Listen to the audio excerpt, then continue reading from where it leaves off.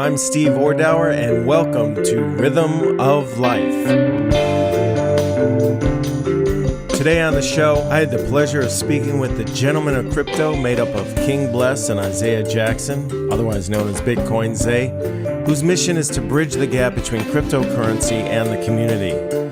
They jointly run the KRBE Digital Assets Group, which offers consulting to businesses, and they offer a masterclass about the crypto industry.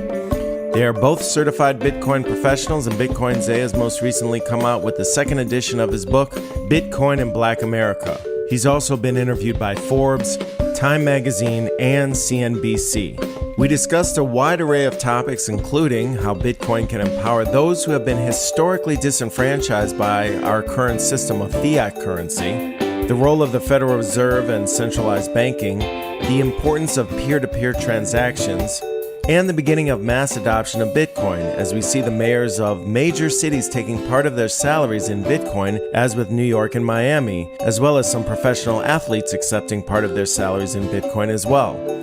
If you've been wondering about the implications of this emerging landscape, this episode may shed some light on the subject for you.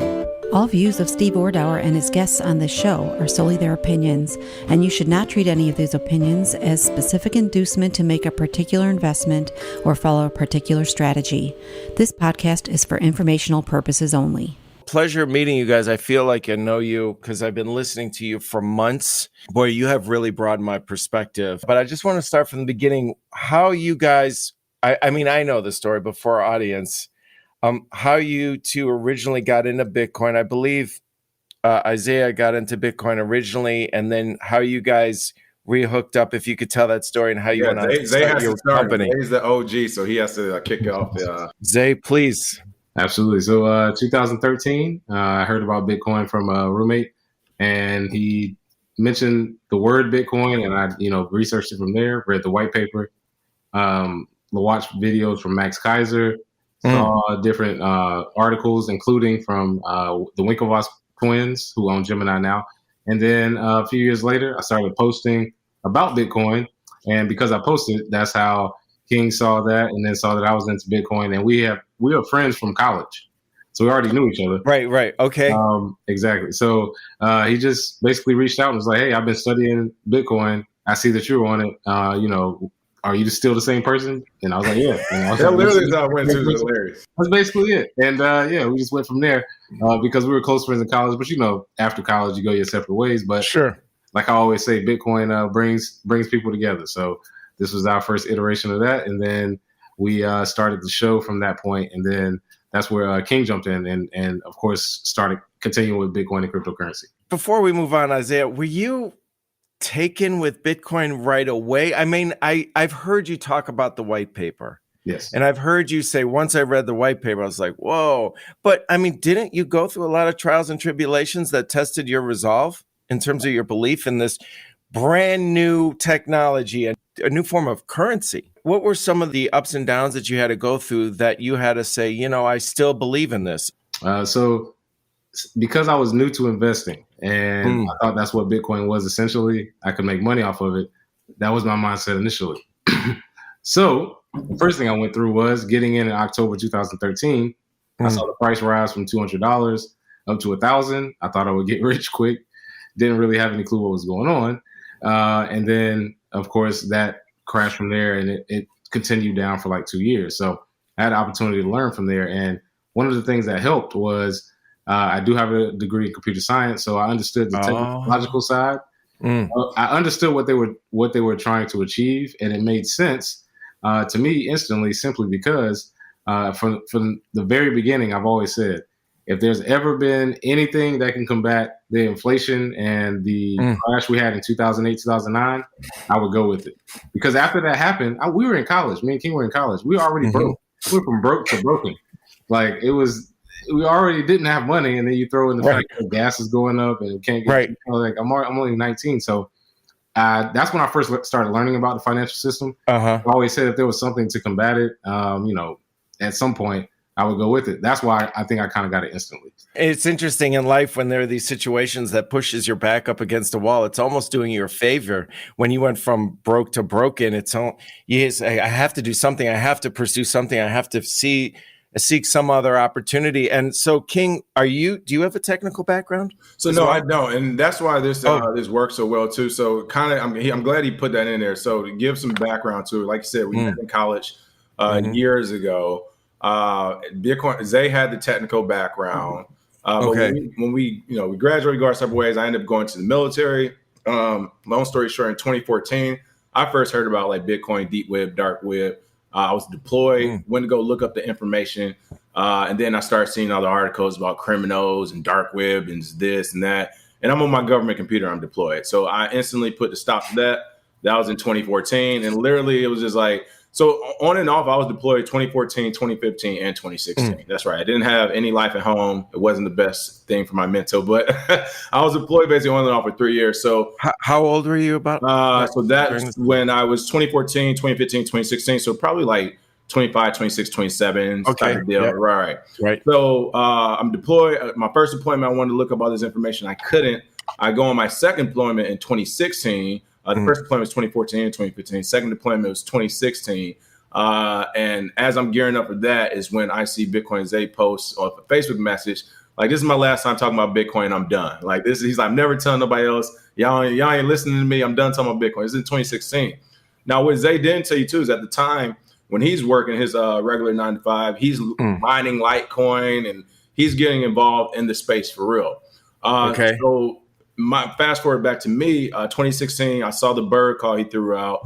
I'm like, hey, I've always been interested in Bitcoin. Like, I heard about it years ago, but like, people don't understand. Like, when we started our YouTube show, it might only been like, I know Chris Dunn was the big, like the other YouTuber.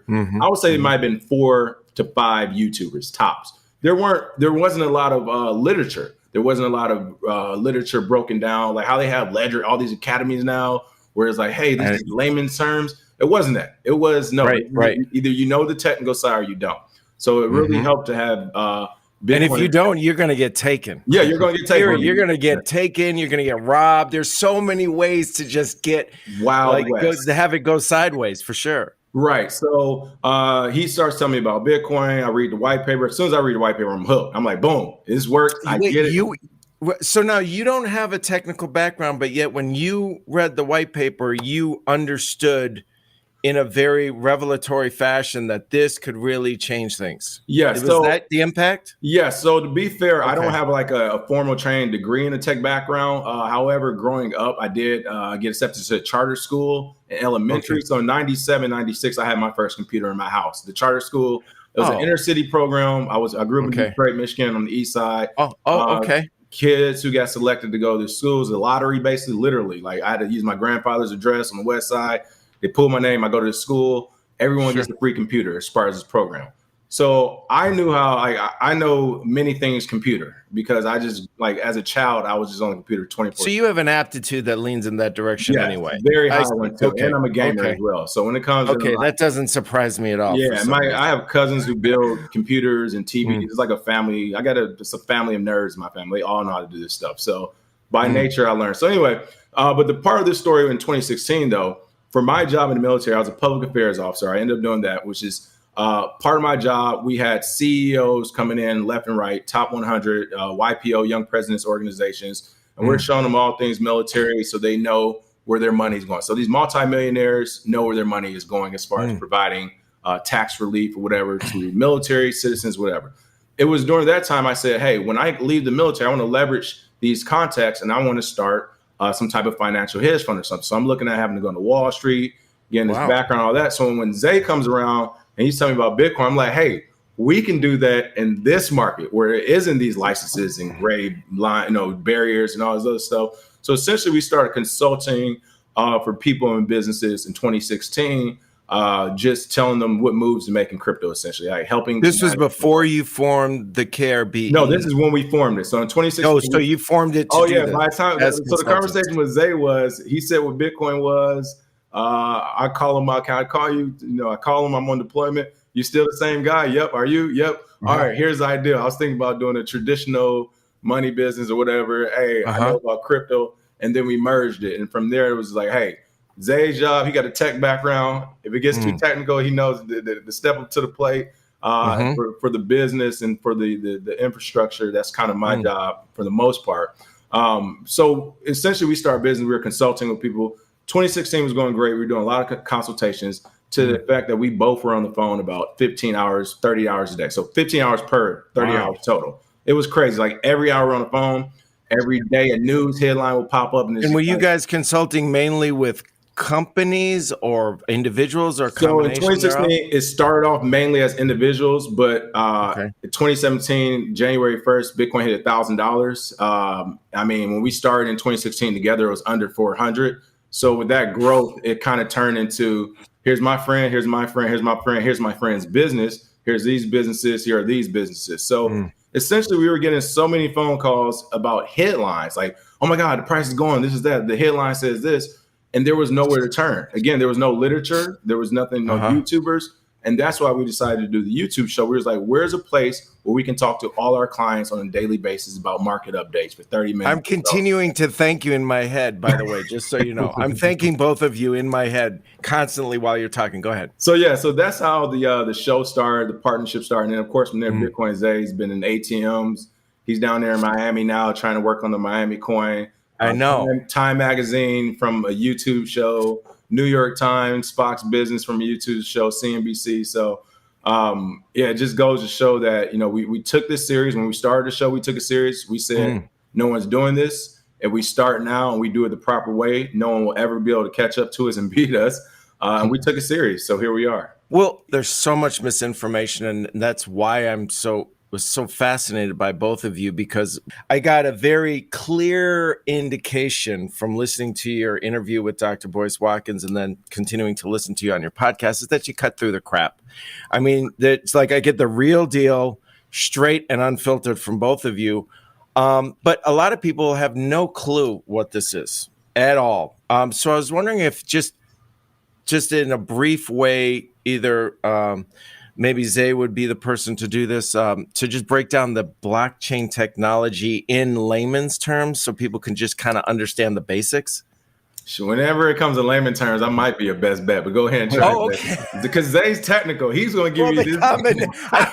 That's why you guys have a good partnership. I got a back in my mind before I had to work on getting more technical, and Zay had to work on reeling it back in. Go ahead, Zay. I know he got it these days. I'm just talking about that. If it's just blockchain technology, all it is a database. Okay. That's all blockchains are. They are a database that is immutable, meaning it cannot be changed, supposedly, or for most change. Okay. And the data stored on there can be transferred from one private address to another. That's all blockchains are. And they can be private, they can be public, and they can be used for different use cases. The most successful blockchain is Bitcoin, simply because the use case for it is mostly for money. That is essentially what blockchains are for. There are other use cases, but the first successful use case is money. And when it comes to the actual block itself, all a block is every time a transaction is confirmed, like miners confirm transactions, every time a transaction happens, it's stored in a block. And after a certain amount, the block essentially cuts off and says, all right, well, this is all the transactions from this block, and we're going to start the next one. That's what makes Bitcoin blockchain specifically so powerful, is because once that block is done, everybody say, all right, that block is done. These transactions are stored. That is what stops the double spend problem what Bitcoin solves, where two people can't spend the same amount of money because that transaction has already been caught in that block. And everybody's computer and laptop and node across the planet who has downloaded that Bitcoin blockchain has that block stored. That's why you can't hack it, because in order to hack it, you need to go to that block before. Really need to go back to the first block to do it proper, but you need to at least go back to the block before and hack that block. And that means everyone's computer around the world who runs this program will see an issue when the next block comes. Something's going on with that last one.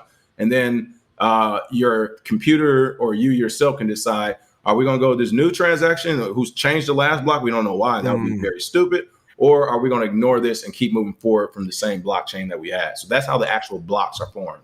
So isn't this a main part of the brilliance of what Satoshi Nakamoto came up with in terms of his coding prowess, because it solved this double spending issue? Is that correct? Whereas right now, again, if you were to send money to anyone using a bank, anything outside of cash, it's going to take time. And that's because your bank has to say, yes, they have this money, and the other bank has to accept it. And that's the third party of it. Or if not a bank, then the government. How much, you're doing $600 transaction now, right? Or over $9,000. Like that's all third party saying, yep, the money's here. Now the money's there. Yep, the money's here. Now with Bitcoin, it is literally just a code on the internet, like LimeWire or Napster, right? You can open up Napster and start downloading music back in the day. Again, I had to compare it to that because that's when I first got my computer. Napster and LimeWire was big. You can just open the program and download music. That is what Bitcoin is. You open up the Bitcoin blockchain, you are now your own bank. Yep. Okay. So here, though, that reminds me of the first email I sent to you, which is, why would I want to be my own private bank? That sounds ridiculous. And then your email back to me was the catalyst for a cascading amount of reflection about the banking system, centralized banking, the Fed, what this means. Could you kind of speak to that, why someone would want to be their own private bank and why peer-to-peer transactions are so important? Either one of you, however you want to do it. Oh, yeah. So the original message in Bitcoin's first block was about the bailout to UK banks, because Bitcoin was created to combat the inherent inflation that comes from fiat currency, as well as the centralized point of governance that is in the Federal Reserve. So, and how do you define fiat currency, Zay? Exactly. Fiat currency is currency that is issued by a nation state. So if a government issues a currency without a natural resource backing, that is fiat currency, literally printed out of thin air. And we got on the fiat standard in 1971. That was when we got off the gold standard. Usually you use your natural resources in order to issue dollars so that you can actually support it if people want to cash it in at some point or want to use it as a store of value. However, we said, forget that. We don't need that. We'll print fiat currency. The entire world has pretty much adopted the same thing. It's literally printed at will at the request of people who we do not have control over. And they do it in small rooms with their own votes of people we did not vote for. So that is where fiat currency comes from, and Bitcoin is inherently different. So what would you say to the devil's advocate? Say, but it's insured. There's some sort of regulation. It's centralized. It can be like controlled for the good of the citizenry. What would be your answer to that in terms of allowing for the empowerment of the individual from your perspective?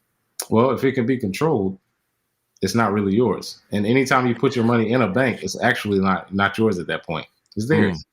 They can loan it out. They use a process called rehypothecation, where they take your money, they invest it. They may make 8, 12%, but you get 0.75% of your savings, which is garbage. You get nothing from that. Putting your money in a bank is basically hustling backwards at this point. You're not making any money.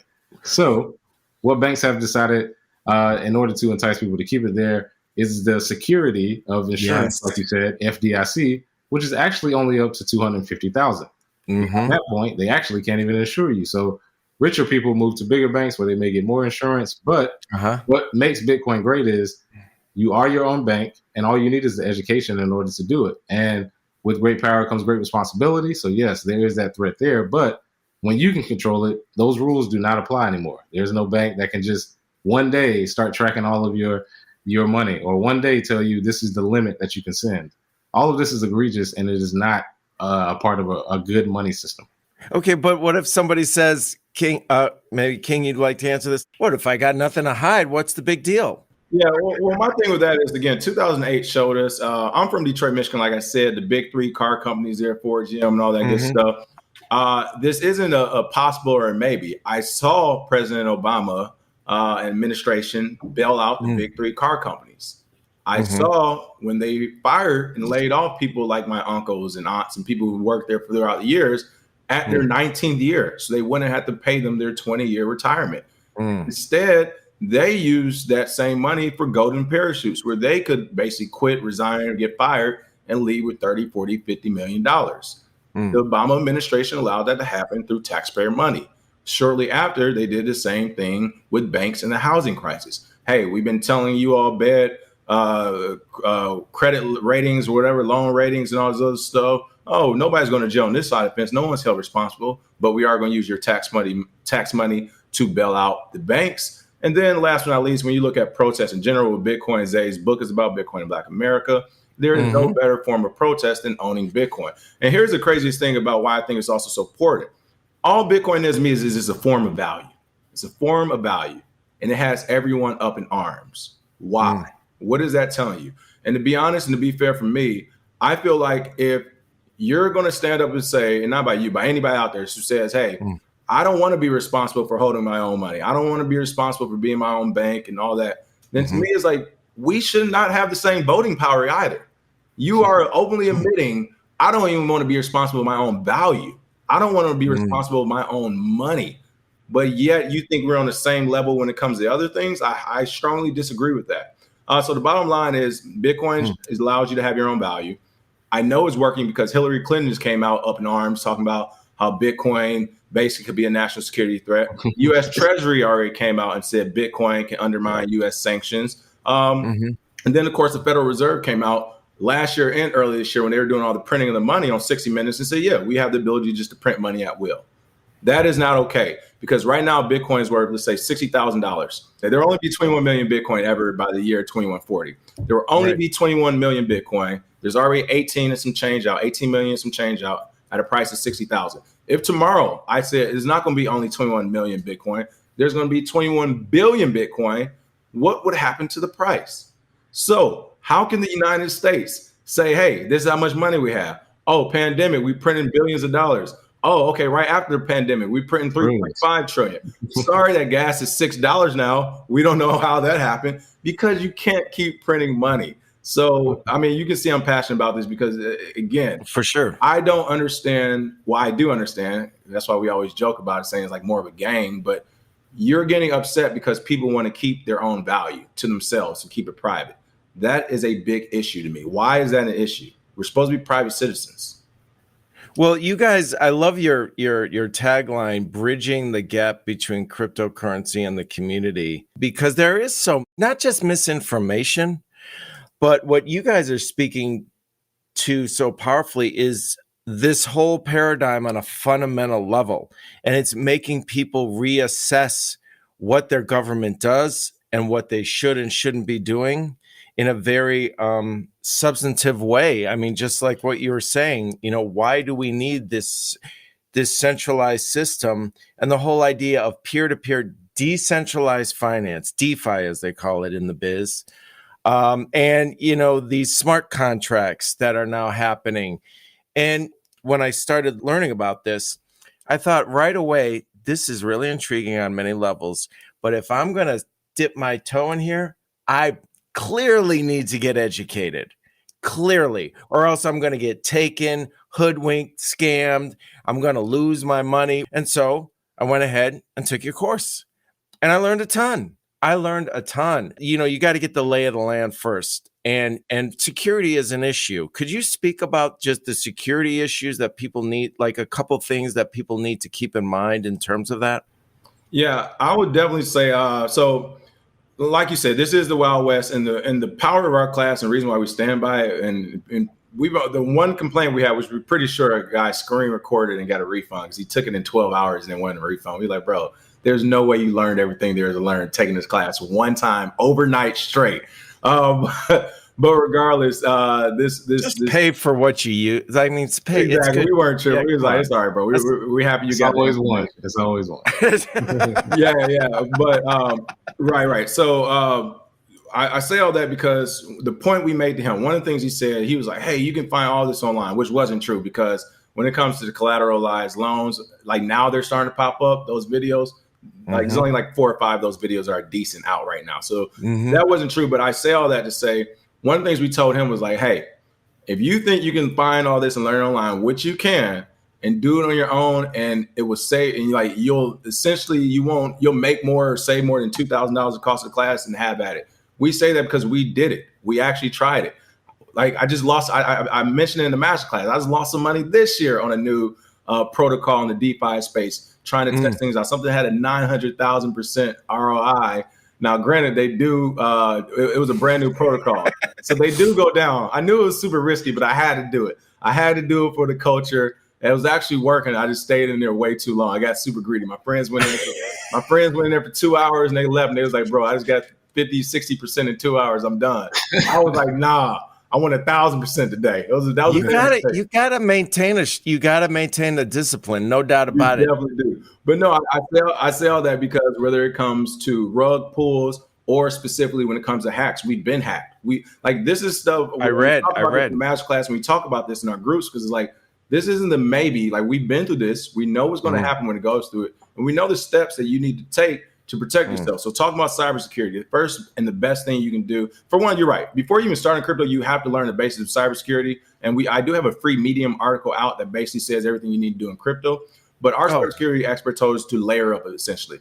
He said, when you log on to your crypto accounts, it should take you at least 3 to 5 steps, because if it takes you 3 to 5 steps, a random phishing attempt or a random hacker, they're not going to want to take that much time. They want an easy target, with the exception of they're personally after you. If it's somebody personally after you, they're going to try to hack you. But if it's just a random phishing attempt, and for you to log on to your Bitcoin wallet, let's say if you're on your laptop, you have to log out of your administrator username you're in now. You have to log into a brand new username, which essentially gives you a brand new laptop. You have to add a VPN or Tor browsing. You add two-factor authentication, not text message, maybe a third-party app like Duo or something. Right there, that's like 3 or 4 steps. So if you're doing all that, it should take you anywhere between like 3 to 4 or 5 minutes to log on to your account, and a hacker will not want to repeat those same steps that you're doing. So essentially, it just make it as hard as possible to log onto your own account. Also use password managers like 1Password or LastPass. You should not be writing, like in crypto, there's too many passwords to remember. It's too many.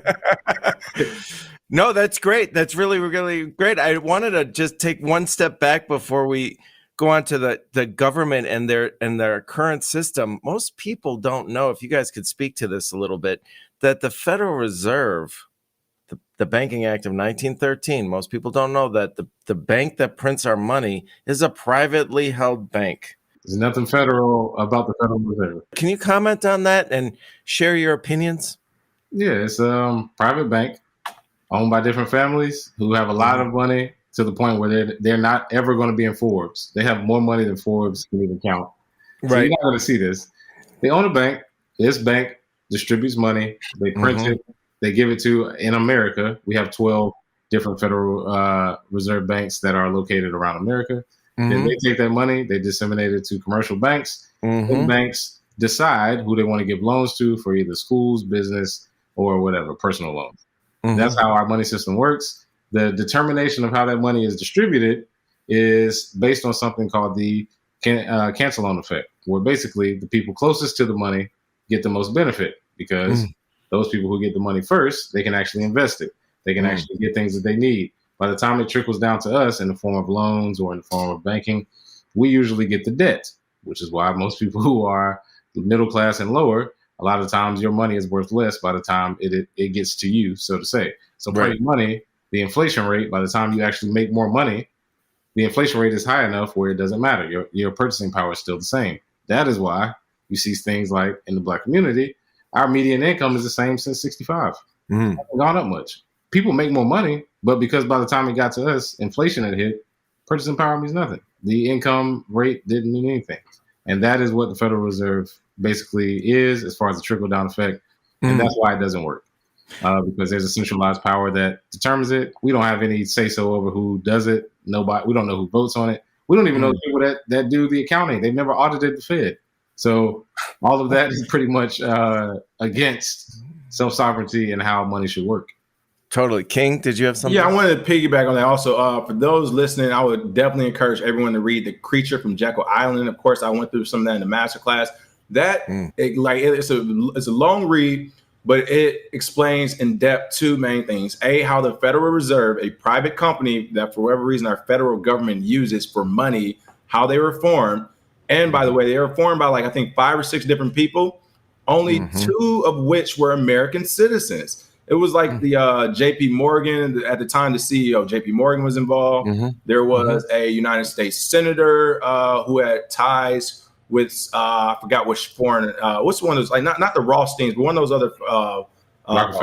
Rockefellers, yeah. One of those, I think it was Rockefellers. One of the Rockefellers was actually there as well. You had one of the Kennedys, I believe, there. So all together, it was like 4 or 5 or 6 people got on this train, met on this island, talked about how they're going to start the Federal Reserve, start the new economy, came back and put it in motion and work. Now, here's my issue with that. Again, some of those people weren't even American citizens. So from the jump, you have this private company we're getting money from for the United States that does not have American interests. There are interests in other countries like the UK where these guys are from or wherever the fuck else. It's not America. And pardon me, but it is what it is. And then the second part of it is how you actually create debt out of thin air, how you print money. And I mean, they go across this so many times in the book. And when you see it and when you see what they're doing with Bitcoin, it is the same thing. It's crazy. Essentially, this is what happens. The Federal Reserve, the private company bank, will print money. It is fake money. Doesn't believe in it. It's not backed by gold. It's backed by the military and police and guns at this point. They print this money, and this money goes on their balance sheet as an asset. It's an asset because now they have this money to lend. Now, remember, it's fake money. They just print it. So that's the same as me just, hey, here's an ink pen. It's an asset now. I have this. I just found it as an asset.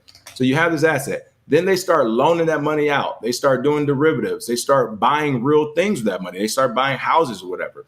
They're doing all this other stuff. And when they loan that money, now it goes on the balance sheet as a debt owed.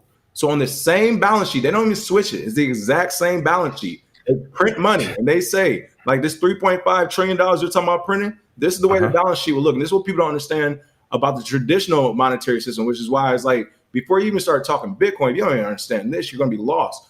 Exactly. Right now, they'll print $3.5 trillion and they say this is an asset. They'll start loaning it out. And then they say that $3.5 trillion of debt that we loaned out is also a debt due back to us with interest. This is also an asset. At no point do they say this printed money is a loss anywhere. So essentially you have two assets that don't even exist that you print out thin there. And the next thing you know, milk is $5. Yeah. I mean, it's such a brazen gangster move on so many levels. But, I also wanted to touch on what you said, Isaiah, about by the time the money trickles down to Black Americans, inflation has hit. And so the median income hasn't gone up. There's also other things that have been done because we're still dealing with fiat currency that have marginalized certain parts of our community, particularly Black people, with redlining and other things. Can you speak to that a little bit? Yeah. So a lot of what banks have done has been in the name of making more profit. So because of the trickle down of where the money came from, us being sort of last to the party, our neighborhoods usually were the place where they would build highways through, where they would draw red lines around certain areas. Literally with the FHA loans, the Federal Housing Authority, they literally said the property value of your home goes down if a Black person moves in. Literally, if a Black person, not poor person, Black person. So it was an incentive to keep Black people out of those neighborhoods because it's like, if you move in and the property value of my house goes down, we're going to have a problem. So there was a lot of angst there. So that was written into law, which was carried out by banks, which is why they had redlining to keep that property value up. If you want to make money, I understand exactly where they're coming from. The problem was it was incentivized by banks. And they kept it that way. And then neighborhoods that were mostly Black, that were in areas like Detroit, where you had steel mills where unskilled laborers could actually live middle class and buy houses. That property value was decimated by building highways directly through them in the 60s and 70s. Literally, they made a government plan because they built it through there. So if you go to any neighborhoods right off the highway, usually that is considered hood places in most cities. And there's a reason for that. That wasn't just by mistake.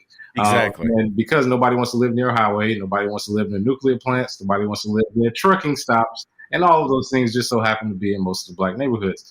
If you go down any Martin Luther King Jr. Street, usually the hood, because they know Obama Boulevard now is still the hood. It's all done by banks. And they did this deliberately, and this took a lot of value out of the Black community without you having to, do anything about it. You couldn't do anything about it, really. What vote did you have? What could you actually do? So it was masked by economics, but again, it affected the Black community because that is the group that was poor at that time. That's changing now, but at the same time, it's more about class. It's all about what the rich are trying to do to the poor, and the banks carry that out. So everybody at this point should have a problem with what the banks have done, not just because it was done to us, it was done to everybody. And it's so ubiquitous and so insidious that, you grow up in this system. You don't think about just how ridiculous it is until you start reflecting on it. So now Bitcoin comes along and we have this decentralized mechanism that has had many attempts on it to be sabotaged first of all, why in the heck has Bitcoin been able to survive? Number one, why hasn't somebody been able to hack it, take it down or whatever? And is this going to allow people to just be free of all of the tribulations that we just spoke about?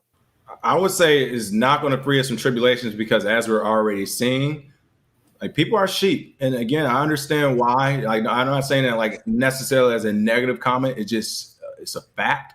I understand people have families, children. Like, I don't have those things. Zay's building his now. He has a beautiful daughter, fiance, and everything. So I understand people saying that, hey, I'm not willing to take these same type of risks I once was. I'm still in that mindset. And I say that, I don't think I'll ever leave that mindset. With the fiance, she with it. But exactly. So, but I say that because right now, anyone can buy and use Bitcoin, DeFi, peer-to-peer, and everything. However, the government's making it illegal as we speak every day. They already came out and said, well, if you buy and sell Bitcoin, or if you're selling Bitcoin to somebody, they're trying to say you're a bank now, you're a broker. So Zay right now, or Steve, you say, hey, can I buy $50 worth of Bitcoin from you? As it's intended in the white paper, peer-to-peer, you're actually not supposed to be using exchanges in centralized places, which is why Bitcoin is invented to get you away from centralization, is made to be used peer-to-peer. But the government's saying if you use a peer-to-peer, that's going to be illegal unless you have a banking license, which is like $150K.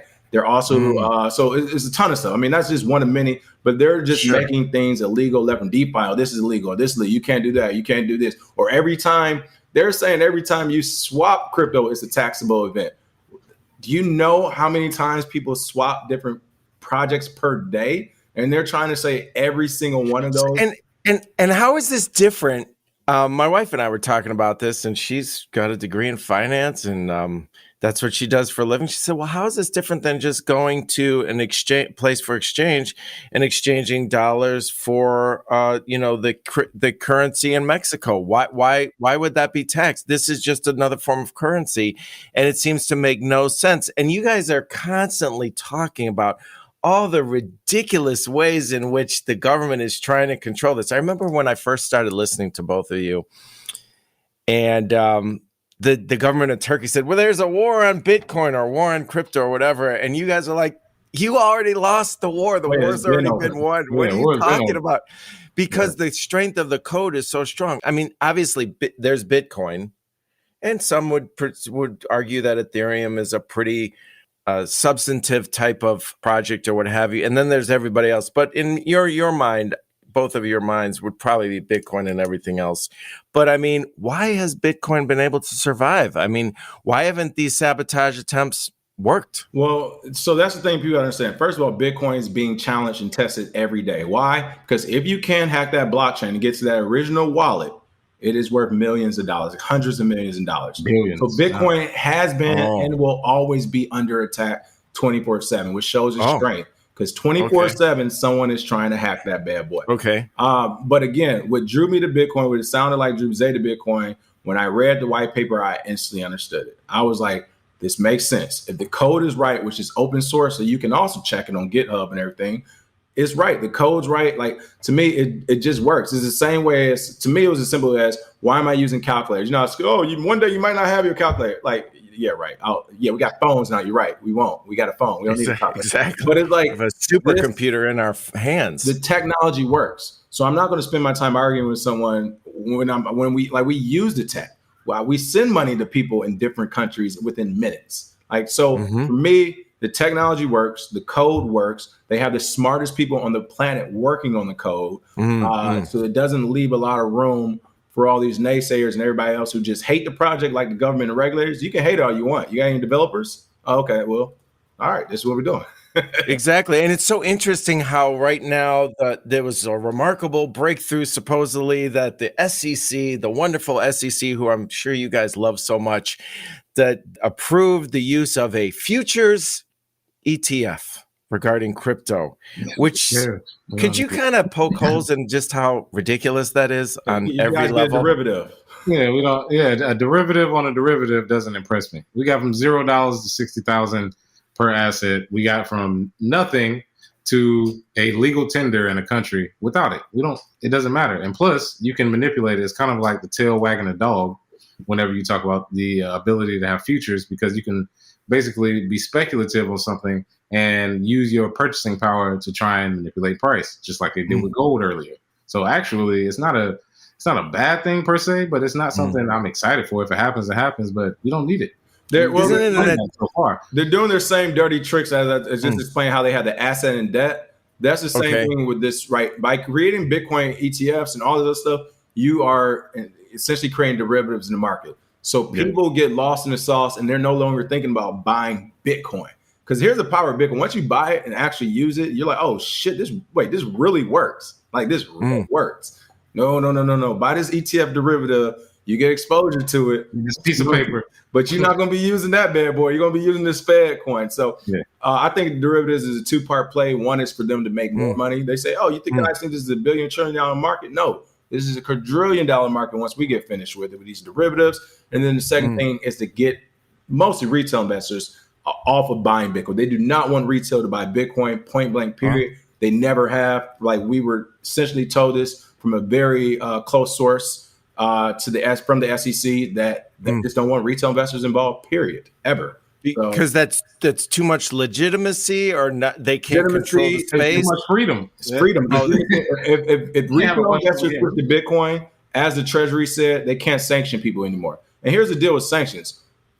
And again, I'm a proud citizen of America, but no one told America or any other country or any other human they have the power to sanction any other human, especially financially. So this is a technical thing. It's already, the hurdle's been jumped. You can no longer financially sanction people if they decide to use Bitcoin. But like I said, the sheep part of it is all the government has to say is this, that, and the other is illegal, or we're not going to do this. And as we see in America, people are falling in line. They're like, oh, they said check that box on the tax reform. Say we got crypto, we got to check the box. And it's like, before the box was on the tax sheet, they said it wasn't real. They said it was for criminals and pedophiles. And then 2-3 years later, it's worth some money. And now they're telling you to check a box or you're going to be criminally prosecuted.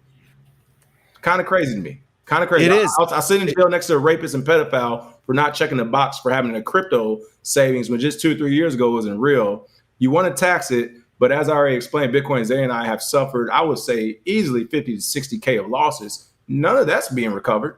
None of that will ever be recovered. And that's a low end number, to be fair. That's a low end 60K. It's probably triple digits. None of that will be recovered. Yet you want to tax me and I need to check a box?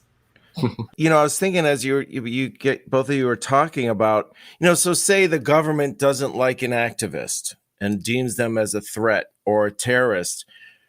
With Bitcoin, you can't freeze their assets, or can you? You can't. If it's off an exchange, no. If you have it on a hardware wallet, a ledger, a Trezor, cold card, there's nothing they can do. You can actually keep the 12-word seed in your head if it comes down to it.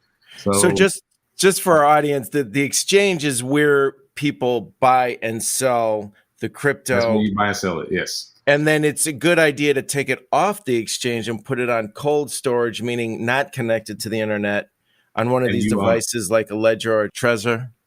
Absolutely. Because if you keep it on an exchange, they own your private keys. I always say no keys, no cheese. For that reason, you don't own your keys. You don't own Bitcoin. So move it off into your own storage device so you can be self-sovereign, because we may see an event where exchanges may be basically pushed to take Bitcoin off. And then what are you going to do? If they shut down exchanges, if they take it. Which has happened. Exchanges have shut down 3 in the morning. And we've seen Executive Order 6102 with gold in 1933, where they blame the crash on people hoarding gold. They could blame this next crash. Hillary Clinton just came out and said it. The stability of money, it may be because of cryptocurrencies. What do you think they're going to think to themselves? Oh, well, we can do like back in 1933. We blamed it on people hoarding gold, made them turn it into banks. Maybe we can get these exchanges to turn in their Bitcoin. So just looking at that on the horizon, I wouldn't be surprised.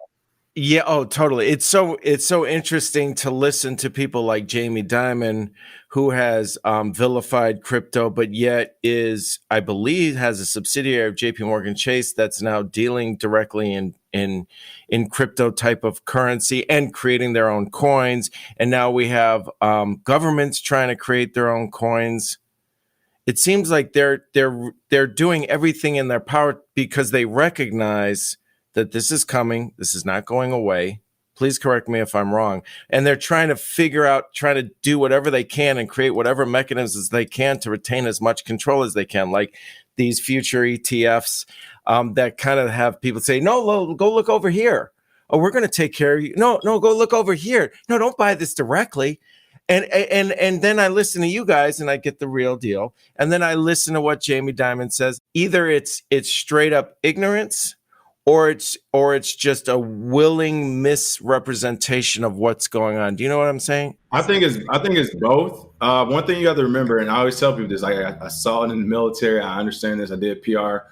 Like governments, especially bigger governments. You talk in China. I mean, China actually came out and said it years ago. I think it was in Mao Zedong's quotes, whatever. His quotations, whatever. He said, China's fighting a 100-year war. Like, we're planning for the next 100 years. We're not even worried about the first 100. We lost this. The governments, United States, they don't go into planning saying, oh, okay, this is how we're going to do it this year, next 4 years. No, they go into it 50 to 100 years from now, 60 to 100 years from now. How can the federal government, the whole thing about federal government is why I say all the presidents are saying to me, they're trying to give more power to the federal government. There's always been this thing between kings, lords, federal government, state governments, governors, presidents. It is what it is. The federal government wants to grow. Yeah, they're just massaging you because they have for the rest of the entirety time to say, hey, we need America to be strong. We use our dollar to be strong. Bitcoin is messing with that. They're on the plan. Now, I will say what some of it is ignorant. Some of it is also intentional as far as misdirection, but it doesn't matter. That's why we say the war has been won, regardless of its intentional misdirection, whatever. Bitcoin Zay said the best. They're just playing whack-a-mole. They're trying to figure out how they can control this thing. They can't.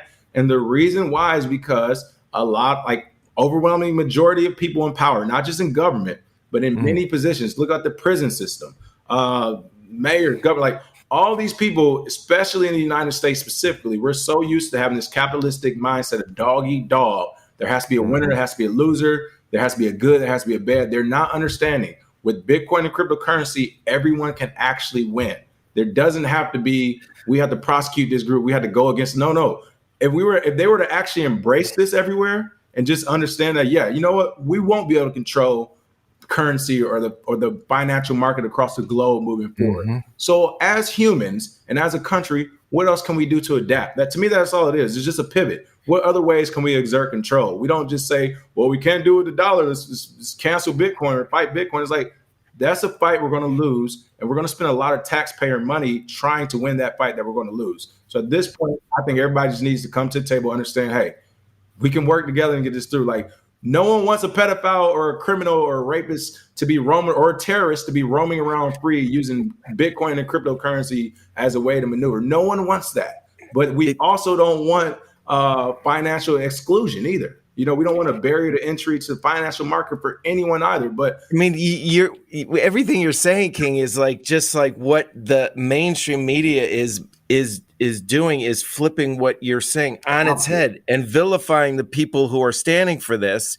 when really what you're saying is that actually we're going to level the playing field and lower the barriers to entry, or get rid of them, and allow more people to participate in our economy in a meaningful way. When we come back, the gentlemen of crypto share their views of America and how the mission of Bitcoin fits into their perspectives moving forward. And this episode of Rhythm of Life is brought to you by Bungee Gym. Build abdominal strength and alleviate pain in just 3 minutes a day. As stress builds up over time, our bodies become compromised, which leads to injury, lack of flexibility, and balance. Movements gradually become more restricted, resulting in weak points, predominantly in the knees, lower back, and neck. But transformation is possible and easily achieved. It works fast and without even breaking a sweat. Once you've fired up a quick reset to the core muscles, it's time to move. To find out more, just go to bungeegym.com. That's BUNGIGYM.com. That's bungeegym.com. Also, check out the groundbreaking film Leaps of Faiths about interfaith marriage, distributed by Film Movement. Love tests faith, faith tests love. Interfaith marriage, how does that work? What about the in-laws? How to raise the kids? For 30 years, Catholics and Jews in Chicago have found that the answers don't have to be so hard. Boundaries can be crossed, divisions healed. And how did the kids turn out? The film follows 5 of them who grew up learning about Judaism and Catholicism. Their families imagined possibilities and discovered them. Leaps of Faiths is available on Amazon, Vudu, and iTunes. Just before we started the interview, you mentioned you're like, hey, I'm a proud citizen. And part of me is thinking, wanting to ask you why? Why are you a proud citizen of the United States, given the history of the United States? It's not Americans that's doing it. It's outside forces. Yeah, for one, it's not American. If we get rid of the Federal Reserve, it's like a couple thousand people versus billions. Like, what happens when everybody understands that we just get rid of a couple thousand people, a part of a few different families? Like, that's it. They're not American. Well, that's not American. So that's why you can be proud of America, but understand we got co-opted by somebody who wasn't. So we were well on our way to a great America before the Federal Reserve. Most people don't realize it's in the Black community, the number 2 biggest time for growth in our economy was in the late 1800s, right after slavery. We were going just fine. We were on the right trajectory until the Federal Reserve came in 1913. That was, 10 years later. And then all of a sudden you have some changes in the economy because of the fiat standard, because you want to disenfranchise people to get your own money. That's when it all started. So we were well on our way. That's why I'm proud to be an American too, but it's like, these not Americans.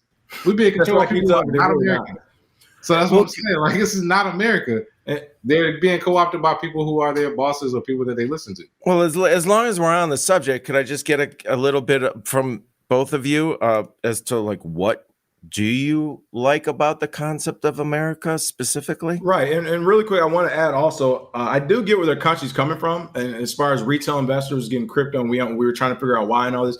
This is the real reason. It technically is a national security issue if citizens start understanding their value, understanding, controlling their value, becoming their own bank and owning Bitcoin. It actually is a national security issue in the way we've been doing things, because we will turn into a real democracy.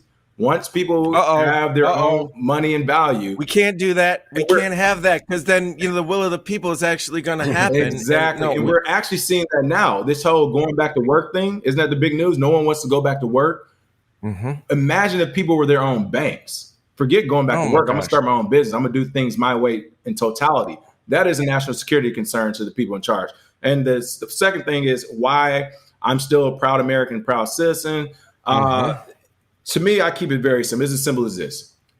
When in regards to America, for sure, and to me, the rest of the planet also, everything everywhere has been done by human beings.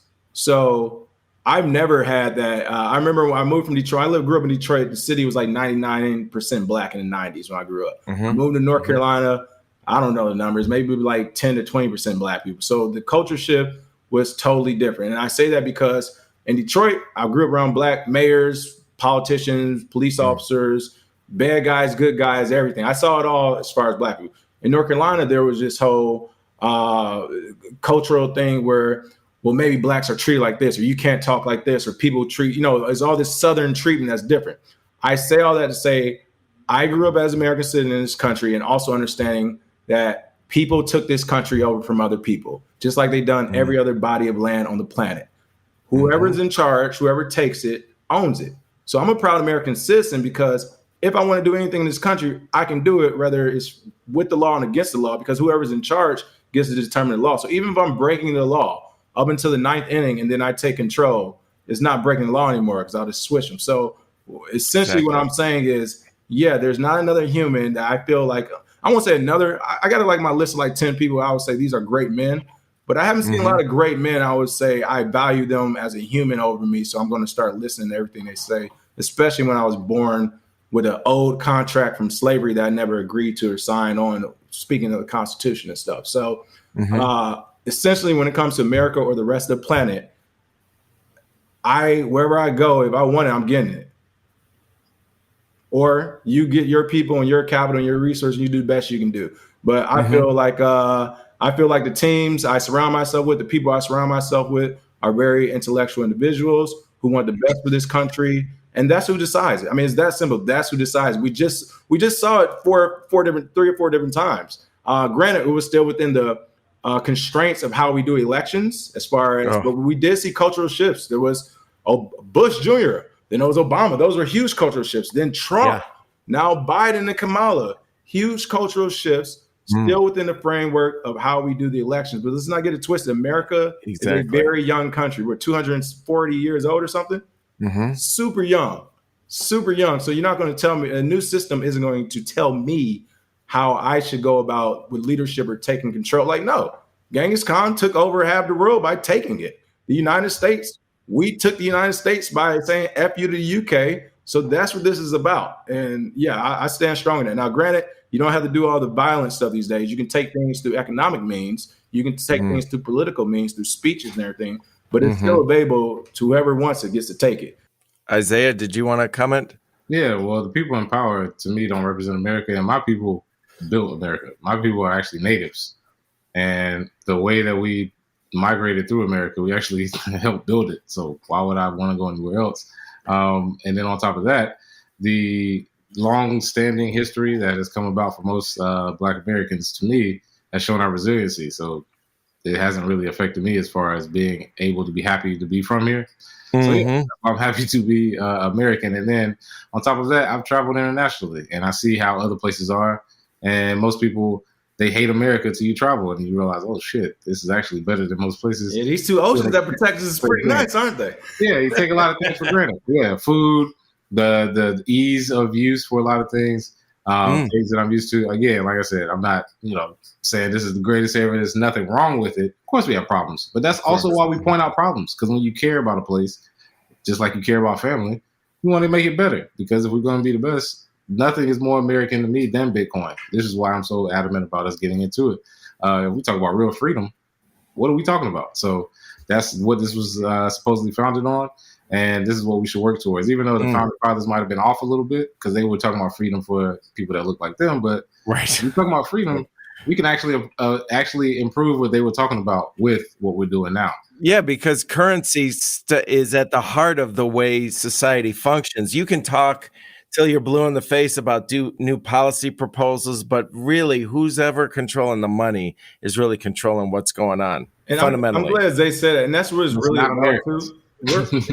We're critical because it's almost like you come home and it's like trash and food everywhere. You're like, oh, what's going on? Like, why is it trash and food everywhere? Like, pick it up. Clean the dishes. That's more what it is. It's more just like, oh, I live here. Like, I live here. I like living here. As they said, he does have Native American blood in him. So some of his people actually helped build. He's talking Native American. Native. I didn't realize. Yeah, they still live in Oklahoma. Oh, so, wow. Oh, so you're...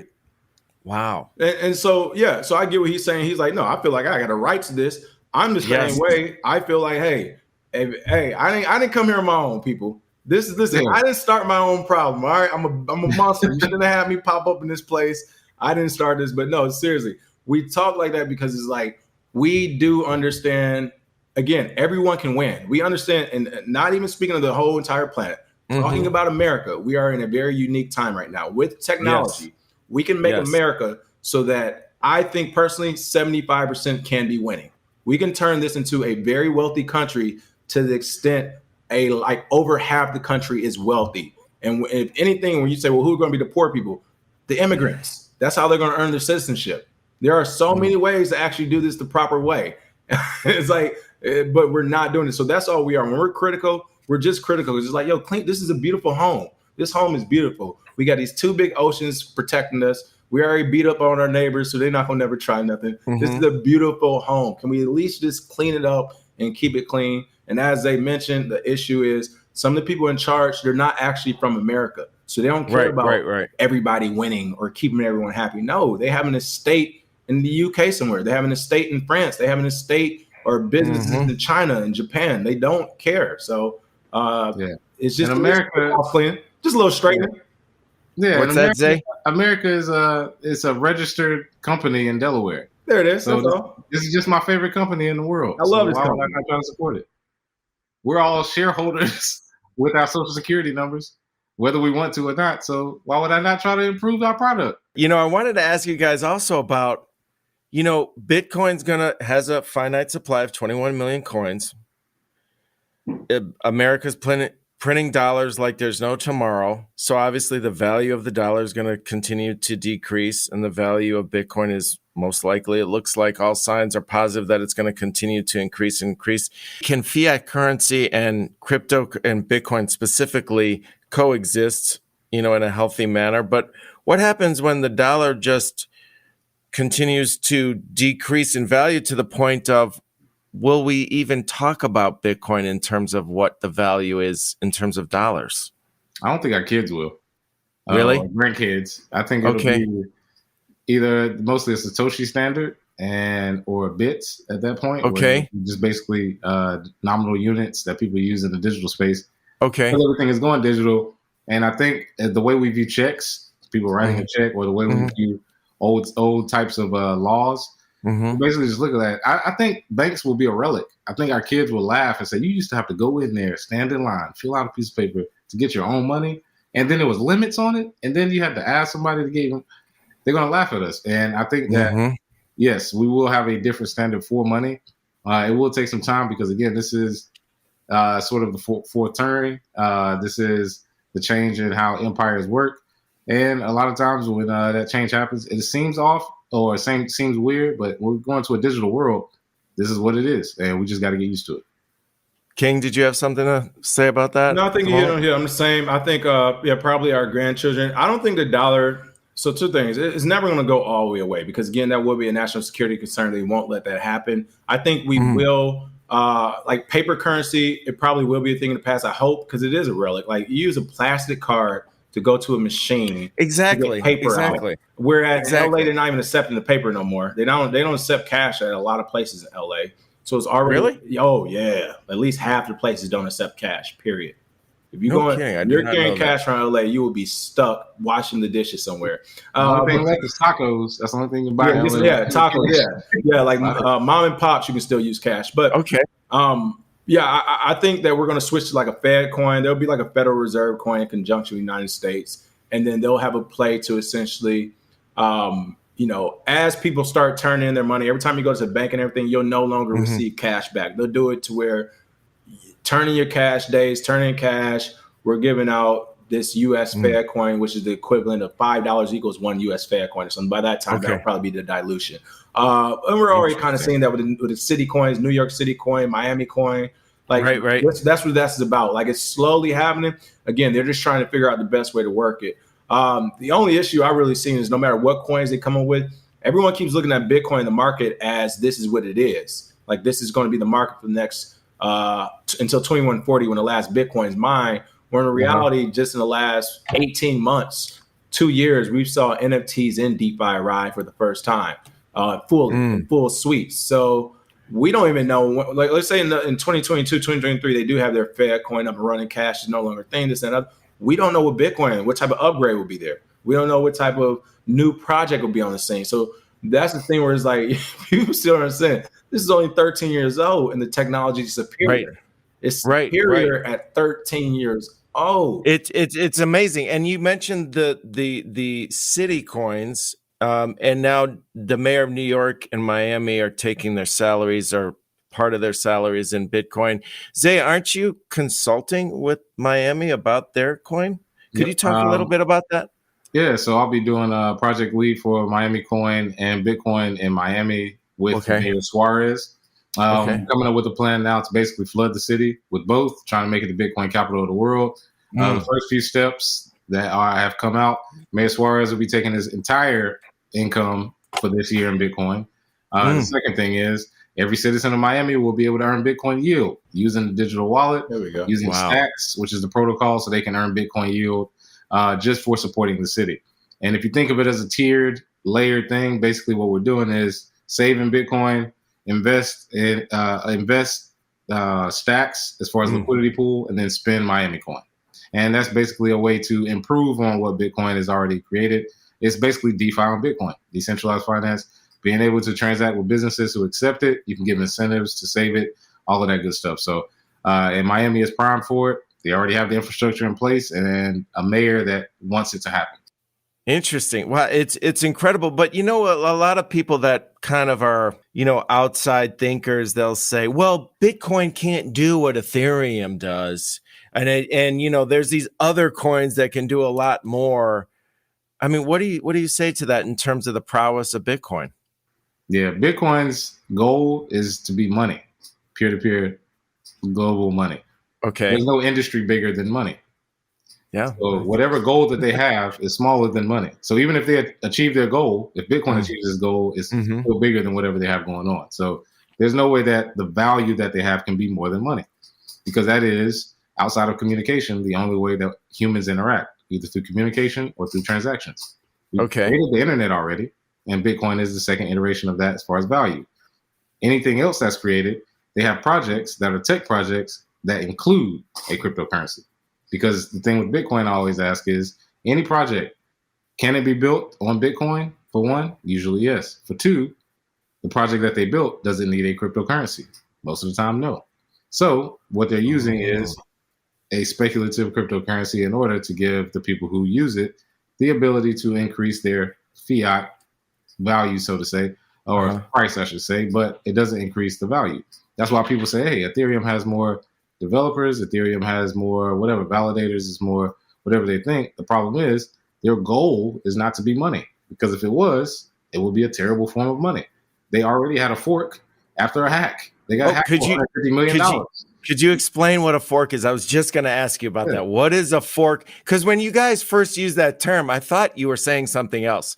What is a fork when it comes to cryptocurrency? All that means is that they got hacked for $150 million, and the fork means that they undid that transaction so that that chain could continue on without everybody losing their money.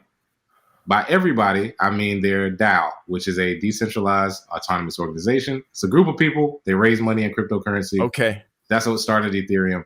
Problem is that DAO got hacked, so they forked it off. That's why we have Ethereum Classic, which is the original chain. And then you have Ethereum, which they rolled back that transaction. They were like, all right, rewind. We're going to change it. That's what we have now. Which is the good Ethereum, the Ethereum or Ethereum Classic? Ethereum, the main is Ethereum, just the word. Okay.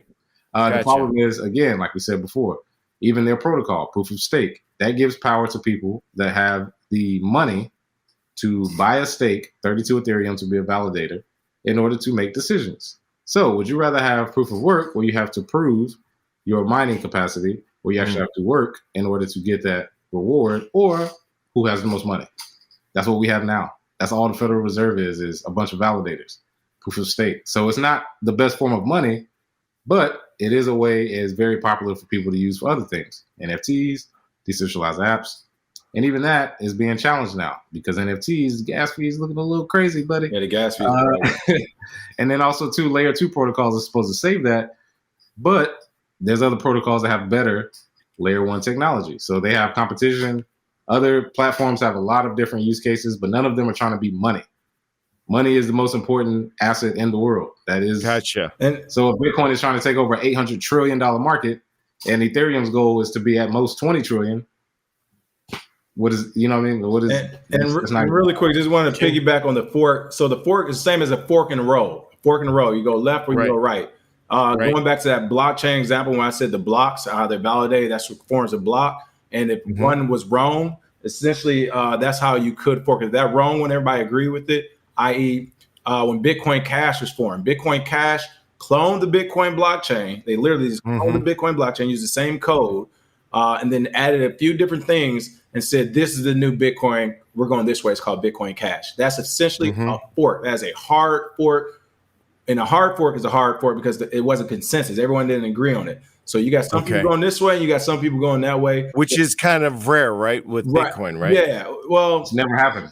Yeah. It's never. Well, no, it's never happened with the hard fork for sure. A soft fork is what we just saw with like Bitcoin Tap. Soft fork is upgrade. Hard fork SegWit was where everyone agrees that hey, this upgrade's coming. It's going to change the blockchain. When it changes, go with the new one. So that's a soft fork. We're still forking, but everybody agreed to fork it because it makes sense with the upgrade. A hard fork is what Bitcoin ain't real Bitcoin. Bitcoin Cash is Bitcoin Platinum. Bitcoin so there's a disagreement. Yeah. And then they take the chain and they go a different direction. Then the people who have the computers and nodes, validators, we all decide, all right, are we going to go with Bitcoin Cash and Bitcoin Diamond over here? Or are we going to stay with the regular Bitcoin? So we're not going to fork, but that is essentially just a fork in the road.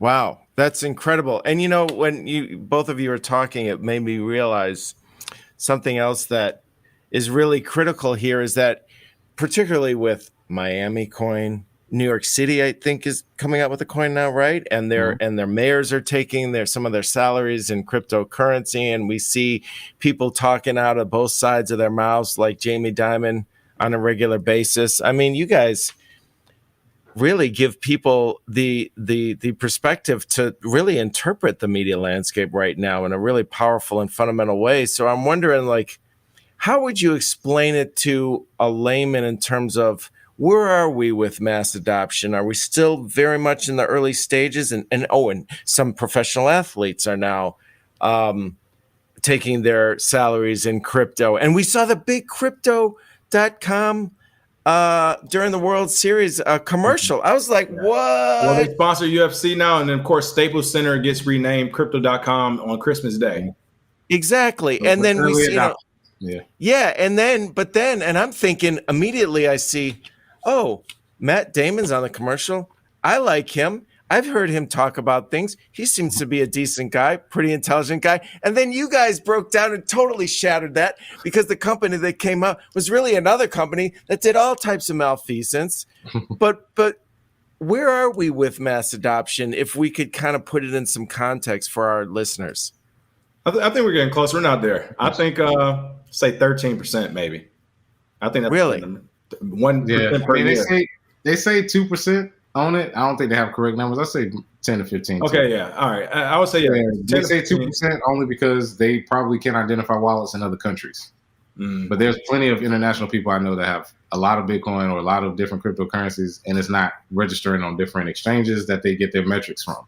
So I would say probably 10 to 15%. Still very early. I know it's not mass adoption yet because people still it works. Like that's what people. A lot of people are looking at this as investments and stuff, and I get it. But again, the technology is very important and powerful because it allows people who are, whether they're in a cave in a third world country or whether they're a homeless person. We talked about this the other day, a homeless person in the city of LA who can't get a bank account because they don't have an ID with a home address because they're homeless. They don't need none of that. Everybody can just pick up your phone and use your phone for Bitcoin and become a bank. I say we're not at mass adoption yet because we're not seeing people transact like that. When you start seeing people transact like that, normally the same way, like kind of Cash App. Cash App's become very Cash App, Venmo. There are a lot of young people now who are, I'll just Cash App you real quick. I'll just Venmo you. I mean, I see it at dinner all the time. Let's split up Cash App, Venmo. A lot of people use that. When it gets to that point with crypto wallets, you mind if I send you Doge real quick? Hey, can I send you some Bitcoin? Can I send you some Tether? Can I send you some Ethereum? When it gets like that, that is when we'll start really getting the mass adoption. We're not even closer yet to where we're at the dinner table. It's like, hey, you owe me 40, you owe me 40, you owe me 30. Send it. And then once we start talking Satoshis, we'll really be in it. It's like, how much I owe you? 3,000 Satoshis for that. Oh, that's 10,000 Satoshis, or that's 80 bits. Where once we start talking like that, and once transactions are done from our phones, from those crypto wallets, that's when we'll start seeing actual mass adoption. So, I mean, everything you're saying is directing people to say, buy some Bitcoin and hold it. We think it's the future. I'll tell you what, I know I didn't buy enough yet. So, this is not investment advice for sure, for anybody listening at all in any way, shape, or form. This is just our opinions, but that's what it seems to indicate. Like, this is just going to increase in adoption because we've seen Bitcoin try to be sabotaged many, many times. It survived. We see and hear politicians and government officials and people of influence and bank officials like Jamie Dimon vilifying it, and now kind of talking a little bit more friendly toward it, creating their own digital currencies. Now we've got mayors of cities creating their own coins. So we're right on the very beginning of it. So there's a long way to go. Is this accurate with both of you? I would say on the adoption curve, we're looking at the adoption curve, we're at around 96, 97 internet. So we're still early enough to where you can still make a big impact, but we haven't really had, in my opinion, a huge blow off bubble where everybody's all in, but nobody knows what's going on. Right. We're like right before that because I think that's the adoption.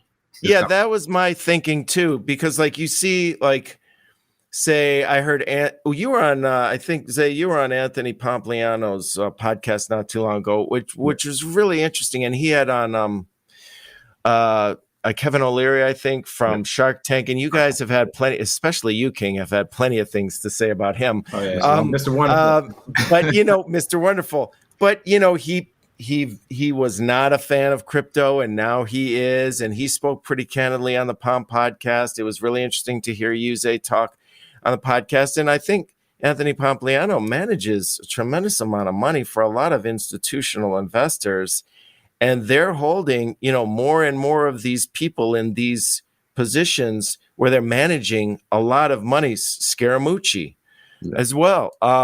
They're holding more in Bitcoin, and they have to explain this to people who will lose their minds with a speculative type of investment. But it seems like Bitcoin does not seem speculative to me at all. It seems like a really, knock on wood, it seems to be a pretty stable investment if you really understand fundamentally what's going on. Would you concur with that?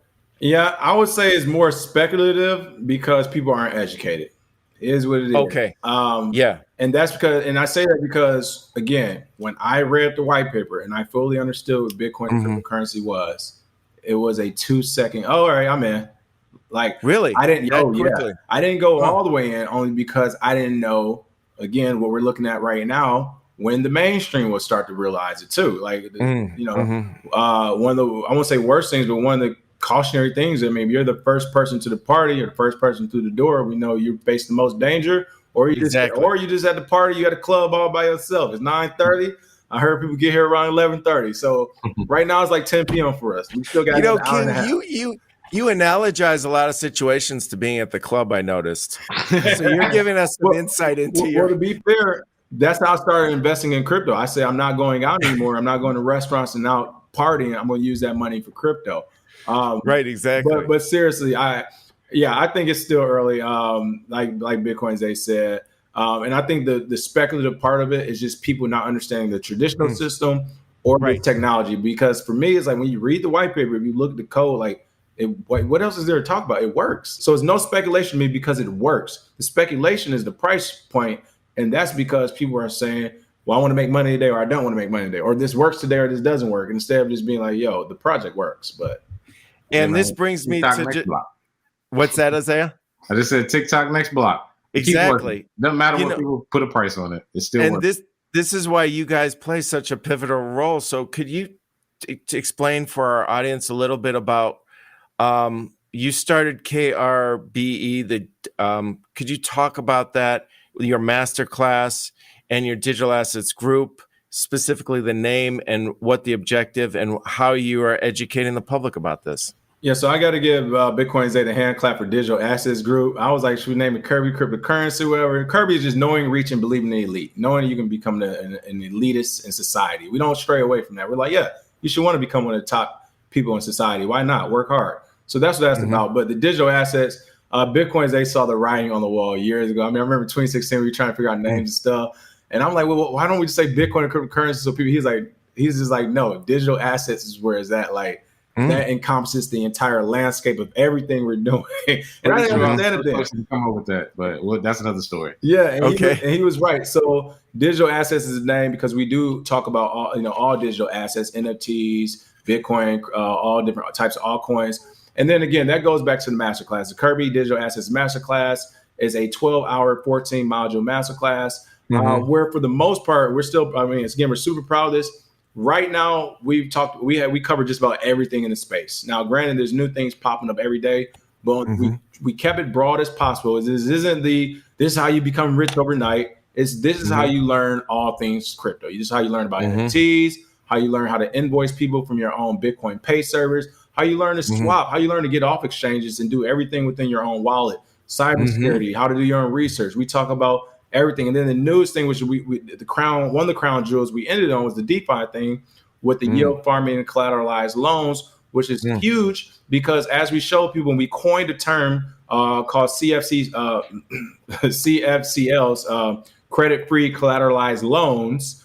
That's because right now in the DeFi space, all you need is your crypto, and we teach you how to do this. And so many people have made their money back. Because when the course was released, Ethereum was only $1,900. We show people how to stake their Ethereum, essentially, how to use it as a loan, We have some people doing examples. Some people put about $10,000, $5,000 of Ethereum up as a collateralized loan.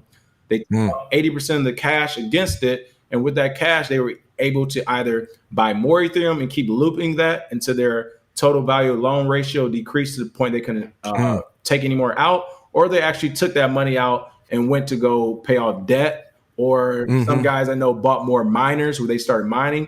And then once they paid off that loan, oh man, look at Ethereum today. Some people paid off the loan, Ethereum was $4,000. Some people paid off the loan, Ethereum was $3,800. But essentially, they paid off the loan from when they staked their Ethereum at $1,900.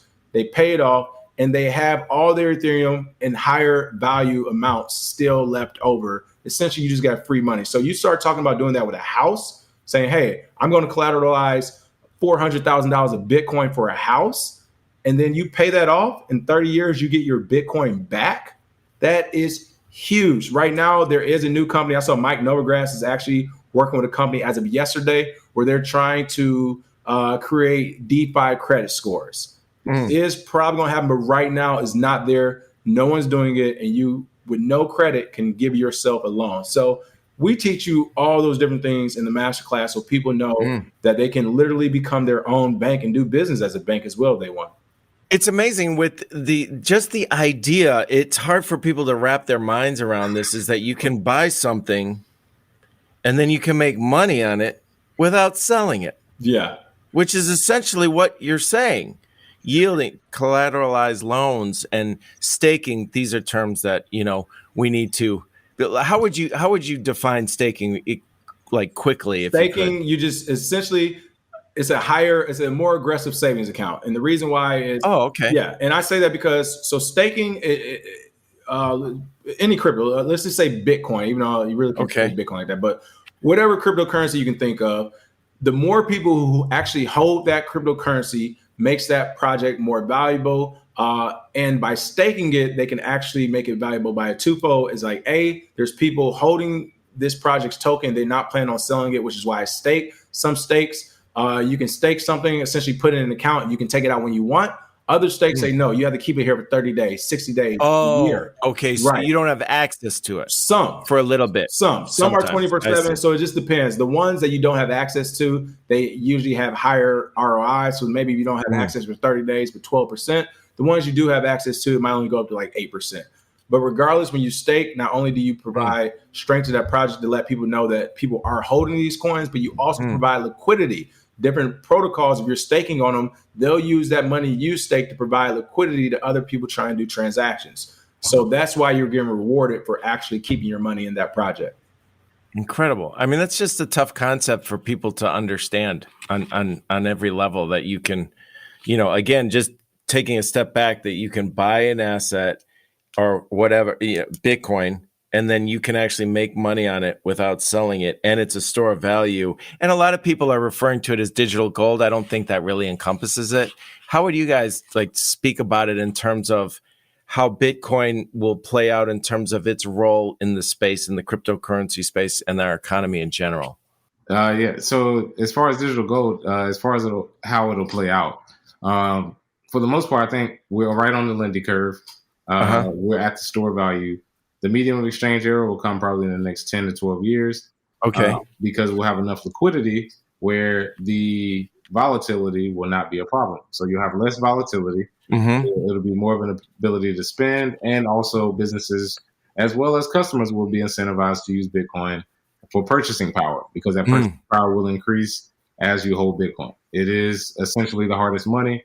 And the way good money works is, as more work is done, which will be done, the value increases and price follows. That's where I see it. And then from that point, as more people accept it, it will move to unit of account.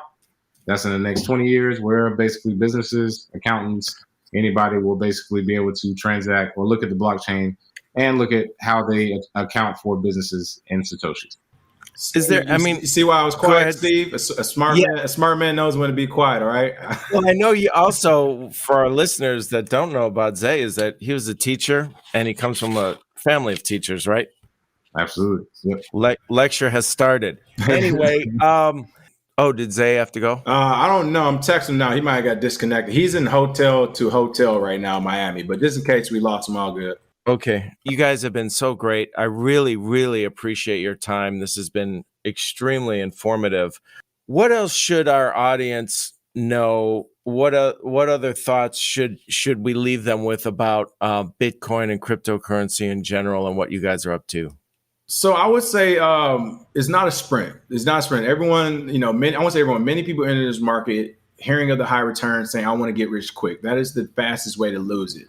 I would say, for one, there's always a new project. Like literally, we talk about all the time, when you look at the top 10 coins, at this point, every 4 to 6 months now, they're swapping around, with the exception of the top 1 and 2 of Bitcoin and Ethereum. But the rest, XRP Ripple was at number 3 for how long? Ripple's the next big thing. Remember that? Ripple. Then all of a sudden it was Cardano. Then all of a sudden it was Dogecoin. Now it's Shiba. Now it's this. So my point is, for people entering the market, there will always be a new project with high returns because the technology is moving that fast. We've seen in this market every year and a half, 2 years, some type of new technology is coming out in this market. It's just happening that fast. So, well, don't you guys do deep dives on these new projects and kind of give your analysis? What do you specifically look for? Like, are there a few main benchmarks that you say, hey, this code isn't good or it hasn't been audited?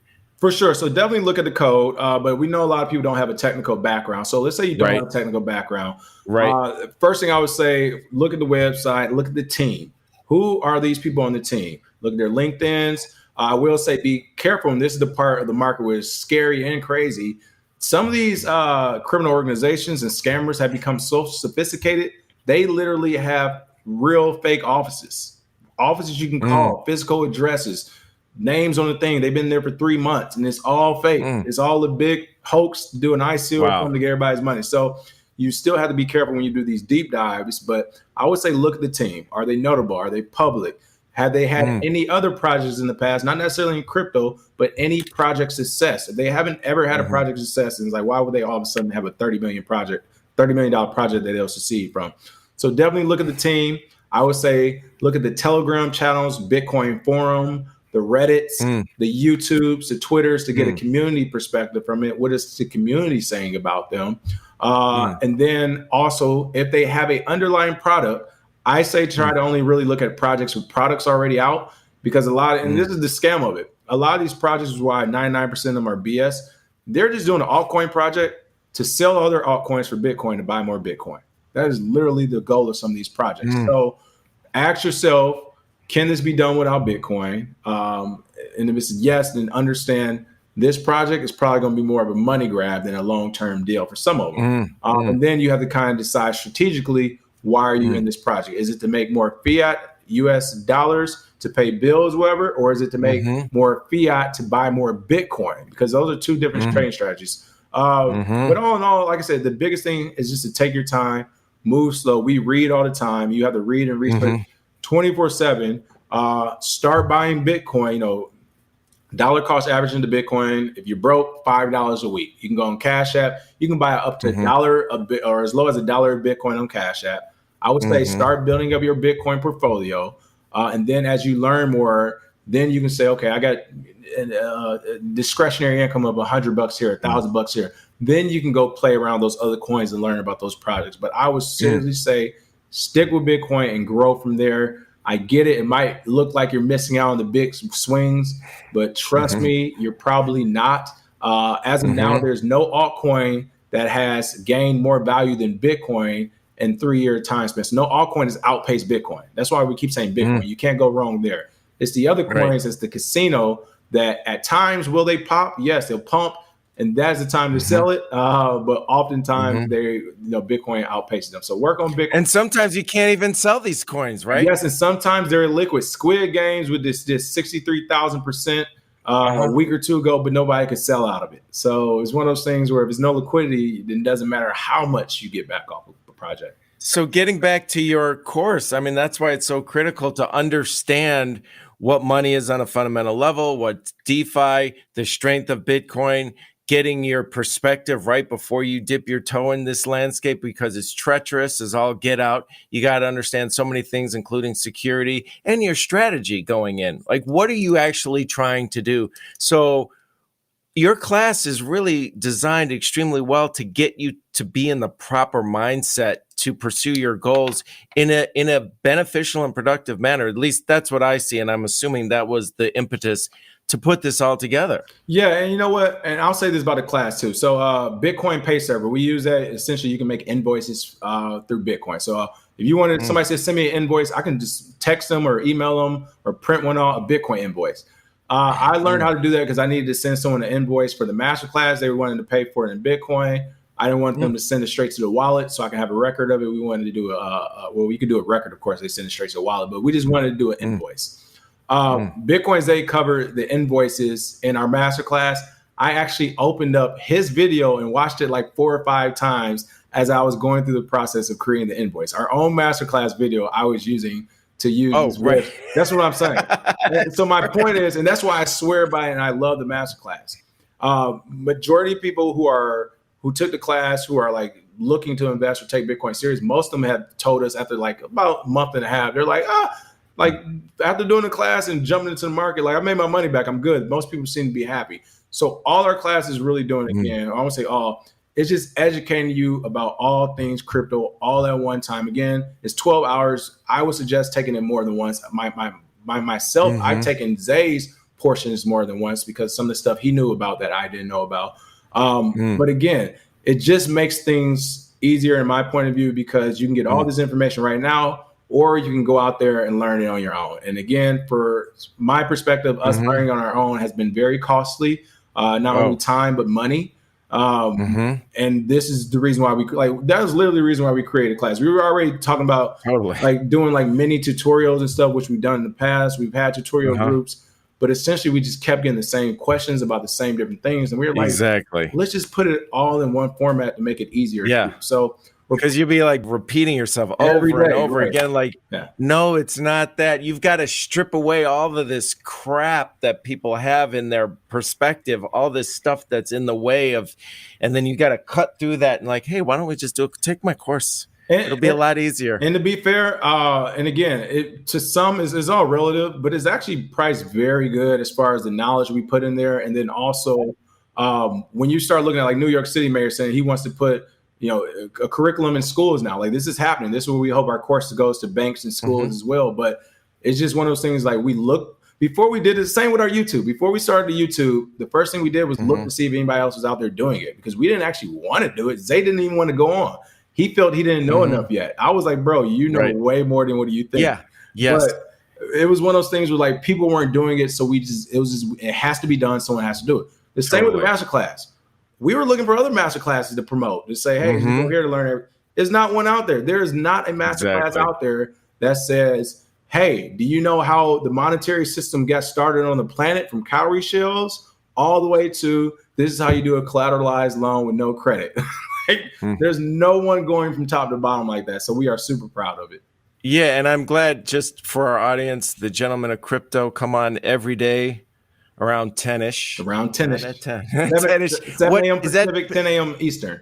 10 a.m. Eastern, 9 a.m. Central. Yep, 9 a.m. Central. Gentlemen of Crypto go live right around 10-ish every day. And then they turn that YouTube conversation into a podcast on a daily basis, which is extremely insightful. King, I can't thank you enough. By the way, Zay alluded to... he said, oh, hey, Miami coin, you might want to get some or something like that. How do you get it? Where do you get it? So I wish he wouldn't have got. So, okay, I guess I can probably say it since he said it. You can get it off OK Coin. I've been hearing people are having issues only because of certain states and places are restricted from buying it. Now, we will say you can use a VPN to get around it. But the thing in this market is, usually when the price is at its all-time high, like we're seeing right now, exchanges and everything stop working, which is why we tell people do not leave your money on these exchanges. And it sounds like that's kind of what's going on right now. So he actually just got off because he just got on with their CEO. So I don't know what's going on that call. Why is that happening? Is because there's just an influx of traffic or because there's some nefarious behavior going on? Probably, when it comes to exchanges, it's probably nefarious, like with all, not just that one specific, like Coinbase nefarious. Coinbase always shuts down when something's pumping, always. So Coinbase is nefarious. Bittrex, aka Shittrex, is nefarious. Robinhood, we know is nefarious after the GameStop. PayPal nefarious, Venmo nefarious because they own by. What PayPal. are they doing when it pumps? They're holding people's. So they don't want you to buy it when it pumps like that, or sell really because they don't have the liquidity on these platforms like that. Even these exchanges, they don't have the liquidity. They're lying to people, which is why we keep saying the last one we saw was in 2018 or 2019. Quadriga CX was an exchange. The CEO mysteriously disappeared. Everyone's money up to upwards of $190 million went missing. That's real. That happens. So it's one of those things we haven't seen it in a couple of years. But if it happens again and one of these exchanges just go bottoms up, like that's it. That is like your money's gone. Your crypto's gone. So you got to make sure people are leery about that. Well, King, it was a pleasure to have you. Thank you so much. We really, really appreciate it. Tell Zay thank you. I can't thank you enough. It was just so informative, and I'm grateful on a lot of levels. Well, no, thanks for having us. And as you already mentioned, folks, you can find us Monday through Friday at 10-ish Eastern time. We are rough around the edges. We try to educate and be entertaining. I always mispronounce words. Sometimes we argue. It gets crazy. We use profanity, but honestly, we do all the theatrics just to keep people interested because when we started and even now, most of the people out there sound just like this, and they're talking about Bitcoin and cryptography and cryptocurrency. And when I used to try to watch these videos, I would be like, I would be almost nodding off halfway asleep. And it's like, we don't want to do that. We want to provide jewels and bits of information and keep you all laughing and entertained and angry or whatever else. Oh, totally. And I noticed that you personally, King, say a lot. You'll point out some ridiculous behavior and someone's trying to get over or take advantage of a situation. You say, I'm not even mad. I'm not even mad. And I think you say gang or something like that. Yeah, we call because in the United States, the big gang. We always say they're a gang. Yeah, which is basically, it's kind of reminding your audience from my perspective of, look, this is a treacherous landscape. Go in with your eyes open, understand the deal. No one's going to hold your hand. You've got to be aware. But, with the freedom comes responsibility. You can't have one without the other. So thank you so much for this. I really appreciate it. And please give my very best this day. Thanks for having us. You can catch the Gentlemen of Crypto live on their YouTube channel daily around 10-ish Eastern time, and also listen to their crypto analysis on their podcast. To find out more about them and their offerings, including the KRBE Digital Assets Masterclass, you can visit thegentlemenofcrypto.com. and find the book by Isaiah Jackson, Bitcoin and Black America, both editions at bitcoinandblackamerica.com. Join us next time when I sit down with my good friend and colleague, actor, writer, and director, Mr. Phil Donlin. We reminisce about working together on the film he directed, The Man in the Silo, starring Ernie Hudson, his experience starring in the baseball noir film High and Outside that allowed him to act with Hudson, and the late Jeffrey Lewis, who delivered a powerful performance in his last on-screen appearance, and a role he's playing in the new series from Curtis 50 Cent Jackson coming out in February of 2022 on the Starz Network called Power Book 4 Force, as well as an exciting project he's developing. Be sure to subscribe to Rhythm of Life, leave us a rating and review so more people can find out about the show, and like us on Facebook. I'm Steve Ordower. This has been a Rhythm and Light production.